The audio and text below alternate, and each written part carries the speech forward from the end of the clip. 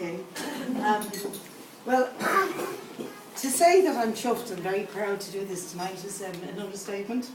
I'm almost emotional about it. That's my granddad, Barney Murphy, and he fought in the Four Courts, and none of us ever knew him. He died when my mammy was 10, but we're all been very proud of him all our lives.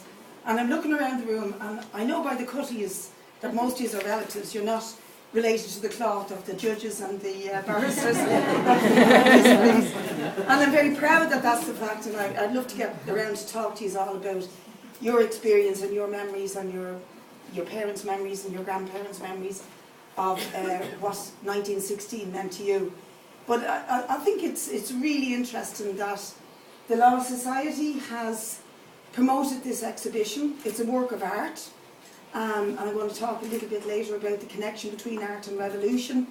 But I think it's also interesting that the Law Society, which does create the barristers and the judges and the great wise men, women and men who uphold the law, are hosting something which was all about breaking the law. Not even just about breaking the law, it was about smashing an empire. That's what they were out there fighting, was the biggest empire in the world.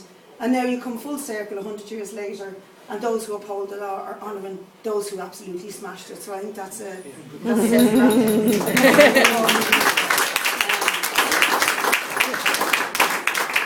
just a couple of words about Barney Murphy, because I do want to use the opportunity to talk about him. He's mentioned in this book here of the Abbey Rebels of 1916. Because Barney Murphy, actually, I just wanted to say something about Vanessa Fielding. I met Vanessa. She's the director of this project and works for the complex, the Art Centre. I met Vanessa when I was a councillor, and we were trying to commemorate 1913. And Vanessa came in and out of meetings in the council to do with how we commemorate 1913. And actually that was where my grandfather became a rebel, was because he was a sheet metal worker in Hammond Lane Foundry, which was local. He was a shop steward there, and he led the men out in the lockout in 1913. He never got his job back after that, even though he was a skilled worker. He was blacklisted and couldn't return to his trade, and the Abbey Theatre took him on as a prompter. He was quite a cultured man. He liked theatre, he liked reading, he liked opera, and he ended up working there as a prompter. And there's just a few nice words about him in this book that's written about the connection between the Abbey Theatre and the Rising. Barney Murphy spent 3 weeks leading up to the Rising, watching the barracks and taking messages to his commander Ned Daly and Tom Clark and things like that. He spent Good Friday moving rifles from his house to Liberty Hall.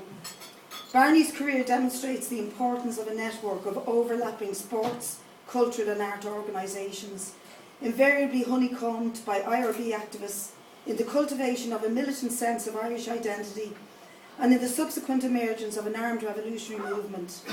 Barney's radicalism may have been reinforced by his association with the Lawrence O'Toole Pipe Band and the Gaelic Club, when Edward Keegan persuaded his pals to form a club after Irish class had ended. It was one of the many such clubs to emerge during the wave of enthusiasm following the 1798 centenary and the Anglo-Boer War.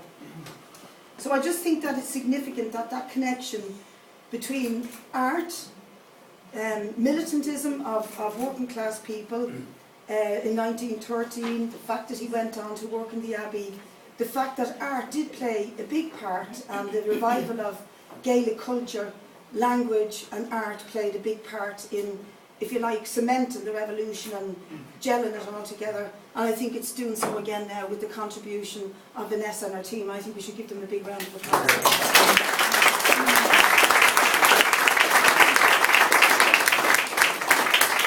The other thing I'd like to say about it is that, and you know, this is probably a little bit political on my part, but I think I deserve it. I went through 4 days of a weekend. Given that my grandfather's roots were involved in the lockout in 1913, the lockout started with the lockout of the tram workers. And it's very kind of poignant that tonight the Lewis drivers have voted by 99% to reject a pay deal that made to some people look like, oh, they're selfish workers, they were getting loads of money.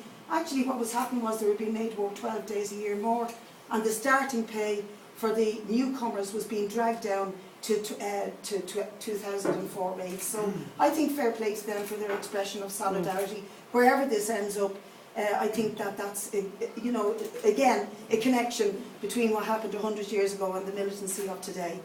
But I just want to spend the last few minutes talking with you guys and your relatives and what happened in this area, because I didn't realise how significant the battle of the forecourts and the environments was till I started looking on the internet and reading stuff on it. And I would encourage everybody to look at YouTube and look at the websites. There is amazing stuff happening here locally by local residents, local committees. I recognised a few of them, guys I worked on the buses with years ago who are now my age and older, who are starting to do little YouTube clips about what happened in North King Street, how it spilled over into Constitution Hill, what happened in the forecourts itself. Very, very interesting engagement by very ordinary people in history and the intricacies of it and how it has led us to where we are.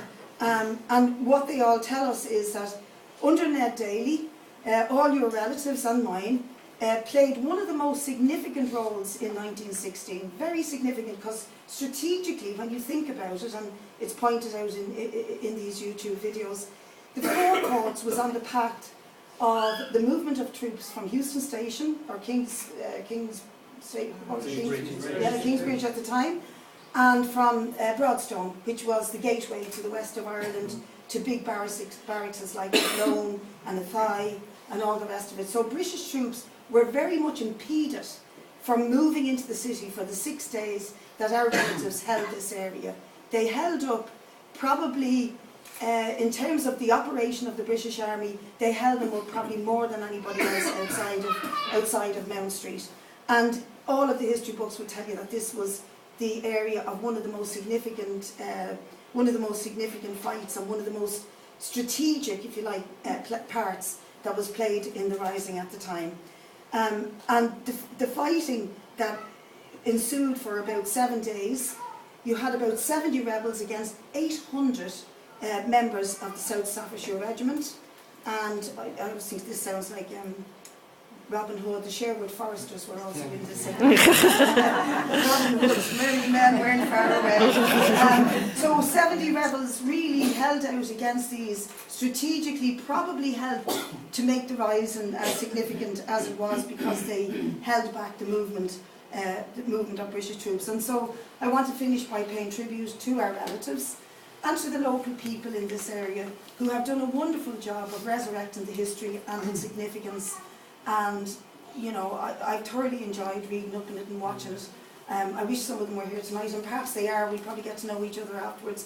But just to say thank you very much to the Law Society, to Vanessa, and to history. It's done us proud.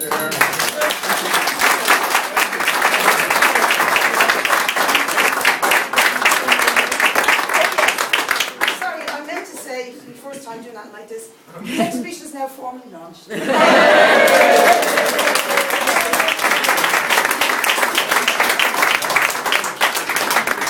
Thank you very much, everybody. That's a close, beautiful speech. Thank you very much. To the bar.